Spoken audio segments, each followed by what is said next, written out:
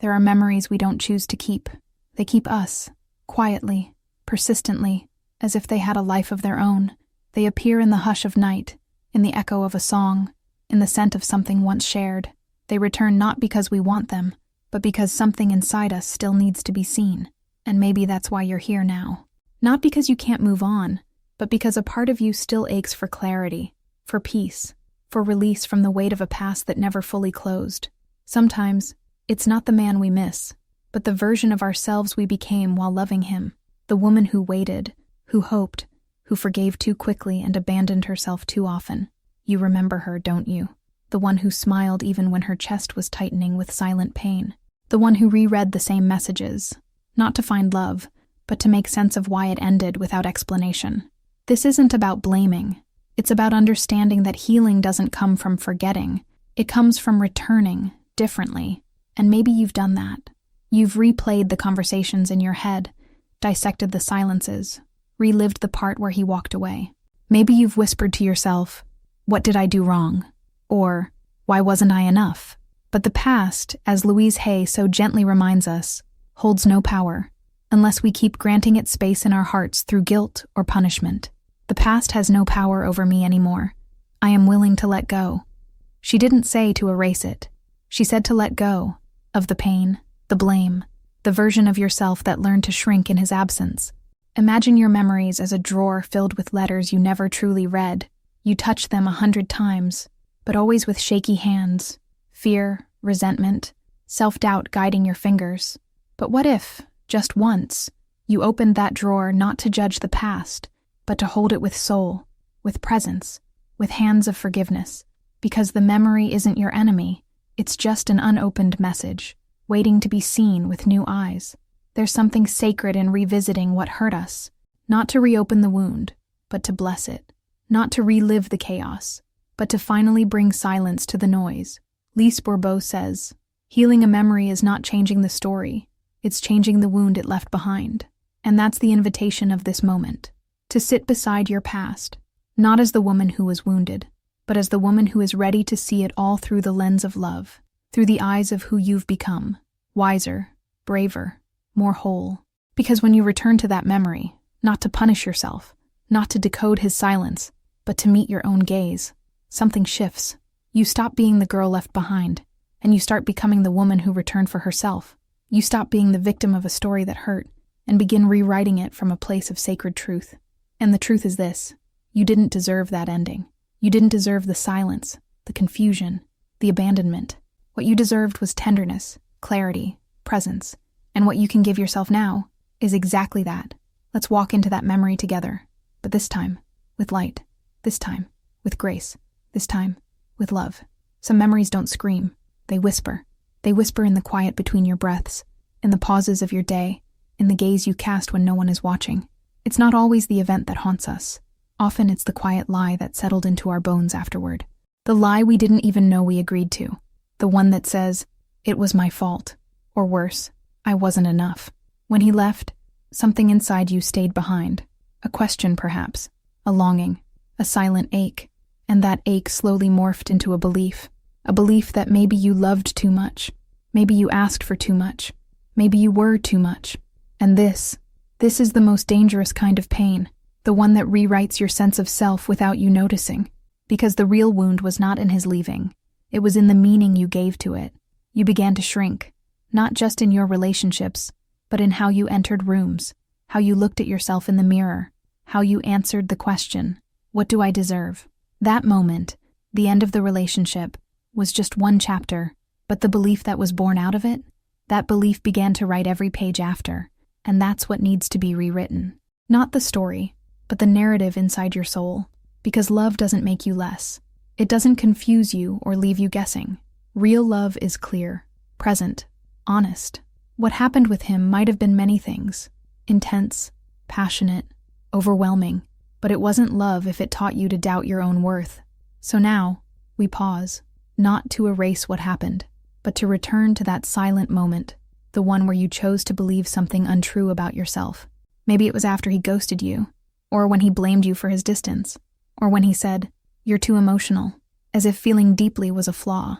Wherever that moment lives, We go back not to relive it, but to meet the woman who stood there, frozen in pain, confused, trying to make sense of it all. She needs you, not to analyze the memory, not to explain it. She needs you to see her, to tell her gently, this wasn't your fault. To remind her that being deep, being open, being loving, that wasn't the mistake. The mistake was thinking she had to become less of herself to be loved more. And so, we begin again. Not from the wound, but from the truth. You are not too much. You never were. You were just too deep for someone who couldn't dive. There's a moment in healing that many women fear. The moment they revisit the past, not from longing, but from honesty. It's where true healing begins. And yet, it's also where many get stuck. Because we confuse revisiting with reliving. We confuse remembering with drowning. But they are not the same. To revisit a memory is to walk into it with new eyes, to stand where you once stood, but this time, bringing with you the wisdom you've gathered, the softness you've reclaimed, the presence you've earned. When you revisit from this place, you don't go to question what happened. You go to comfort the one who lived through it. There's a powerful shift that happens when you become the witness instead of the judge. When you stop pointing fingers at him, at yourself, at life, and simply sit with what is. You allow the memory to speak, not to hurt you, but to show you the places that still feel unseen, still feel unloved, still feel abandoned. And instead of criticizing that part of you, you offer it a seat at the table. You say, I see you now. I'm not here to fix you. I'm here to be with you. This is where the heart begins to soften. This is where the inner child, the wounded woman, the silent self, they start to feel safe again, because they're no longer being asked to perform, to justify, or to heal quickly. They're simply allowed to exist, to breathe, to be honored. It's not about erasing the pain. It's about reclaiming your relationship with it, not as something that defines you, but as something that shaped you, not as a life sentence, but as a sacred invitation. An invitation to love yourself more deeply, more honestly, more fully, especially in the places where love once went missing. And so, as we step into that memory again, this time, we do it differently. We bring silence, not judgment, compassion, not analysis. And in doing so, we allow a sacred alchemy to happen. The past doesn't change, but our presence within it does. And that presence is what begins to heal everything. There's a silence that can become louder than any goodbye, the silence of waiting for closure, waiting for him to come back and explain, apologize, or even just acknowledge what happened. That kind of waiting becomes a prison of the heart, because every day you wait for someone else to give you peace. You delay the moment you could give it to yourself. Closure is often romanticized as a final conversation, a moment of clarity, a sincere, I'm sorry, but the truth is, many never get that. And the absence of it can feel like an unfinished sentence in your soul. But here's something tender and true.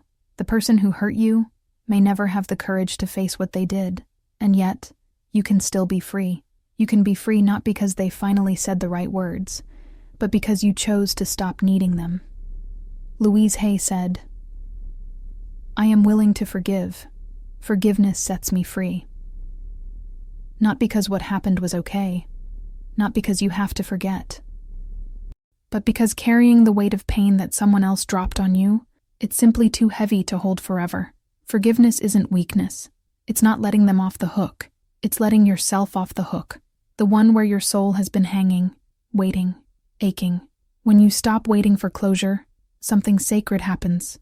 You begin to realize that you were always the one with the key, that you can walk out of that emotional cell without needing anyone's permission, that the final chapter of that story doesn't have to be written by him. It can be written by you, with grace, with truth, with a kind of strength that no one can take from you. And this is not about pretending it didn't hurt. It did, and maybe it still does. But when you release the need for him to name it, you start reclaiming your own voice, the one that says, what I went through mattered, but it doesn't define who I am. You begin to close the door not with anger, but with clarity. Not with revenge, but with peace. And in doing so, you give yourself something far more powerful than closure. You give yourself freedom. There was a woman who believed the only way to heal was to forget, to bury the past deep enough so it could never reach her again. She tried to silence the pain by drowning it in distractions, by pretending she was fine. by forcing smiles in rooms that didn't feel safe. But the ache lingered. The silence grew heavier, and nothing she did could change the truth that lived quietly inside her. She wasn't healed. She was just hiding. And then, one quiet morning, not dramatic, not monumental, just quiet, she chose something different. She sat with a memory she had avoided for years. She looked at herself in that moment, younger, more vulnerable, aching for love. And instead of judging that version of herself, instead of asking why she stayed, why she loved, why she forgave, she simply whispered, "I see you. You did the best you could." And something shifted. She realized she didn't need to forget to heal. She needed to remember differently, to stop looking at that moment through the eyes of shame or guilt, to stop blaming herself for loving someone who couldn't meet her in her depth. She didn't need to erase the past. She needed to honor the woman who survived it, because healing isn't about pretending it didn't hurt. It's about allowing yourself to witness the pain without letting it define you. She stopped asking the memory to change, and instead, she changed how she held it, with tenderness, with softness, with a kind of love she had always been waiting to receive.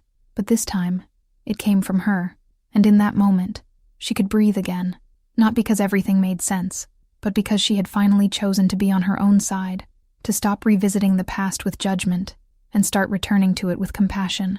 And from that space, the healing began, quietly, gently, powerfully. There's a particular kind of ache that lingers long after the goodbye, the ache of feeling like you were too much, too emotional, too intense, too present. And over time, this ache can convince you that if only you had loved a little less, needed a little less, spoken a little less, maybe he would have stayed. Maybe you would have been enough. But what if the truth is the opposite? What if you weren't too much, but he was too little for the depth you offered, too fragile for the ocean of emotion you carry so naturally, too scared to dive into the intimacy you were ready to live with open arms and an honest heart? When someone leaves you and tells you, directly or indirectly, that you were too much, what they're really saying is, "I couldn't meet you where you are." That's not about your value. That's about their limitation. But the wound doesn't always translate that way. Instead, it turns inward. It becomes self-doubt, self-minimization, a slow erosion of your fire, and so you begin to play small. You withhold your laughter, your tears, your truth. You tiptoe around new connections, afraid of overwhelming someone again. You dim your light hoping this time it will make someone stay. But love, real love, is not afraid of your intensity. It honors it. It holds space for it. It celebrates it. The greatest injustice isn't what he did. It's what you believed about yourself because of it. You started shrinking not because you wanted to, but because the pain convinced you that shrinking was safer. But now, you get to return. Return to the woman you were before you edited yourself, before you quieted your voice, before you turned your power into silence. She is still there, not broken, not ruined, just waiting. Waiting to be seen again, to be spoken to with kindness, to be reminded that her depth is not a problem, it is her magic. Her tenderness is not weakness, it is her truth. And her longing for something real, that's not desperation, that's sacred clarity. So you begin to expand again, not because someone told you to, but because you finally realized you were never too much. You were simply too deep for someone who could only swim in shallow waters. And your healing begins the moment you stop apologizing for being the ocean. Healing doesn't follow a straight line. It moves in circles, spirals, waves. Just when you think you've released the pain, a scent, a song, a sudden memory brings it all back. Softer maybe, but still present. And in those moments, it's easy to question your progress. I thought I was over this. Why is this still coming up? But that question forgets something vital. Healing isn't a destination. It's a return. A deeper return each time to yourself. Every time a memory resurfaces, it's not a sign that you've failed. It's a sign that a new layer is ready to be seen, to be held, to be softened. Louise Hay understood this beautifully. She said, "Every layer I peel away brings me closer to truth." And that's the essence of real healing. Not rushing to feel better, but choosing to feel more honestly, more fully, more compassionately. You are not starting over. You are spiraling inward, closer to the center of your truth. And yes, sometimes the same ache will visit you more than once, but you are not the same woman who met it the first time. You bring with you the wisdom of every tear, the strength of every boundary, the softness of every insight you've earned along the way. The spiral reminds you that you're not broken, you're becoming. Every revisit is an invitation to deepen your clarity, to offer yourself more grace, to release one more thread of the story that no longer serves your becoming.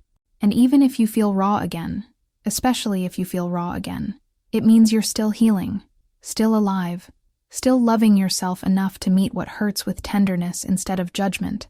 This is the rhythm of real transformation. Not loud, not perfect, not fast, but sacred, patient, spiraled. And with every turn inward, you're not losing ground, you're gathering it. With every return to the memory, you're not getting stuck, you're becoming free. And that freedom is always worth the return. There's a moment, quiet and often private, when you stand before the mirror, not to fix your appearance, but to meet your own eyes, to look into the face of the woman who has endured, who has been broken and rebuilt herself with trembling hands.